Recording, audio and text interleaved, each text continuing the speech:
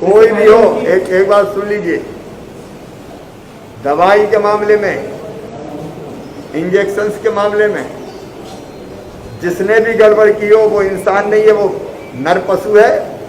उसको जानवर कहना जानवरों का अपमान है, वो तो हैवान है। ऐसे किसी भी व्यक्ति को कोई भी हो नहीं छोड़ा जाएगा। पूरे प्रदेश में कई लोगों पर रासका की कार्रवाइयां हुई है, ऐसे लोगों की संपत्ति राजसात की जाएगी और इनको कठोरतम दंड दिया जाएगा। ये इंसानियत के दुश्मन है, इनको किसी कीमत पर नहीं बख्शेंगे। सबसे पहला मेरा जो इसमें दृष्टिकोण है वो ये है कि हमको उन परिस्थितियों को देखना चाहिए जिन परिस्थितियों में घटनाक्रम हुआ। सब जानते हैं कि पूरे प्रदेश में रेमडेसिविर की मारामारी लगी हुई थी। रेमडेसिविर पूरे देश के अंदर जितना बन रहा है उसकी तुलना में उसका प्रयोग 5-7 गुना ज़्यादा हो रहा है।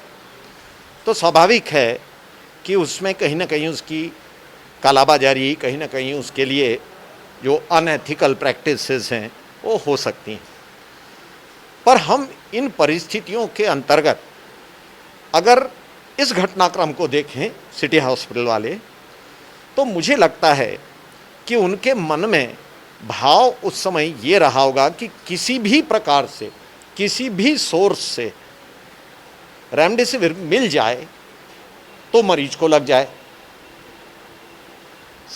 अब इसमें जो महत्वपूर्ण प्रश्न है और जो जांच का स्पष्ट मुद्दा है वो ये है कि जिसने रेमडेसिविर प्रोवाइड किया उस व्यक्ति ने क्या संचालक को धोखे में रखा कि ये असली है कि नकली?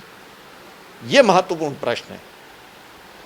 यदि बेचने वाले ने संचालक को ये कहा कि ये ओरिजिनल रेमडेसिविर है और मैं आपको 500 वायल दे रहा हूं, तो फिर स्पष्ट रूप से संचालक दोषी नहीं है।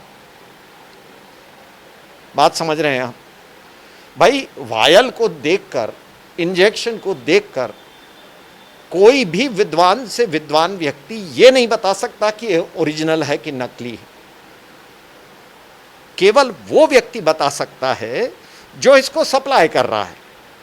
आज हम अगर समझो हमने XYZ किसी कंपनी से हमने ऑर्डर दे करके बुलवाए और मैंने समझो 100 वायल ऑर्डर किए, ठीक है, वो 100 वायल आए, बीच में किसी ने बदल करके उसकी बजाय नकली रख दिए, तो मुझे तो पता ही नहीं चलेगा, तो मेरा दोष तो नहीं है। बात समझ में आई ना? तो इसको हमको इस स्तर पे देखना पड़ेगा कि जब इंजेक्शन लिए गए तो खरीदने वाले की जानकारी में ये था कि नहीं था कि ये इंजेक्शन नकली है। समझ गए आप? यदि ये उनकी जानकारी में नहीं था तो मैं मानता हूं कि वो निर्दोष हैं, और यदि उनकी जानकारी में था तो फिर पुलिस को इसके ऊपर निष्पक्ष जांच करके कड़ी से कड़ी एक्शन लेना चाहिए। नहीं, इसको आप इस प्रकार से देखें कि 15 दिन पहले हम लोग सारे डॉक्टरों से हाथ जोड़ करके रिक्वेस्ट कर रहे थे कि आप अपने बेड बढ़ाइए, क्योंकि परिस्थिति ये थी कि मिल नहीं रहे थे बेड। और ऐसी परिस्थिति में हमको इस चीज़ का भी ध्यान रखना चाहिए कि 200 बेड सिटी हॉस्पिटल में उपलब्ध थे, उन्होंने कराए, और ऐसी परिस्थिति में वो तो मोखा जी जो सबसे पहले जिन्होंने उपलब्ध कराए बेड्स उनमें से हैं, तो उस समय तो हम बड़ी तारीफ कर रहे थे उनकी कि अरे वाह, आपने बड़ा अच्छा काम किया, आपने 200 बेड उपलब्ध कराए मरीजों के लिए। आज हम ही उनको गालियां दे रहे हैं, जबकि अभी तक कुछ भी सिद्ध नहीं हुआ है।